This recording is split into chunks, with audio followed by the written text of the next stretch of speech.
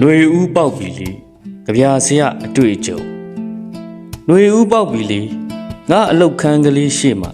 မိုးလို့ဆောင်းတဲ့ရောက်လာတယ်ဘာဒံရိပ်မှာကောင်းရွက်ကိုချ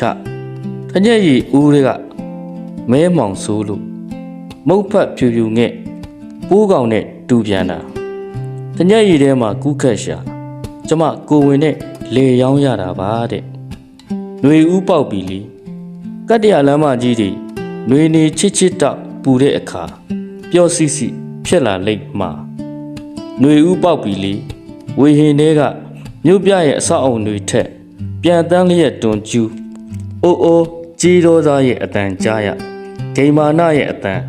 ရေခဲချောင်းတဲ့ဂလိုင်းတန်လွင်လွင်နဲ့တွဲဖက်ကြားရမြို့ပြရဲ့နေလေခင်ຫນွေဦးပေါက်ပြီလေဆေးရဲမွဲတူတူငဲ့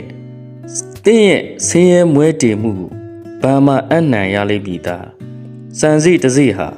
ဗန်တိုက်တစ်ခုပါပဲຫນွေဦးပေါက်ပြီလေ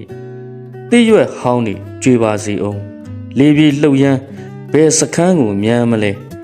တမျက်စီးတရှဲရှဲလဲရအမိုက်ကားကထိုးဆိုင်လာလေတင့်ခရီးစဉ်စတင်ပါပြီຫນွေဦးပေါက်ပြီလေဈေးပေါ်သောအနှွေးတွေဟောင်းကြီးစက်ပြာကြီးစိန်ရရေကန်မှာလျှော်ဖွတ်ရနေကြက်ကြက်ပူပါကလှမ်းရလိမ့်မည်သာຫນွေဦးပေါက်ပြီလေတောင်ဘက်ပင်လယ်ရီစီကတိုက်ခတ်လာတဲ့လေရေခိုးရေငွေ့တွေကုံဆုံးသွားနေကပူပြင်းအားငါအနားရောက်လာမင်းဘဲမှသွားဖို့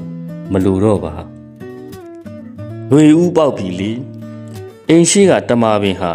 ရောက်ဝါရီကြွေကြီးပေါ်ခါမန်းတိလျက်နဲ့ငါစိုက်ခဲ့တာ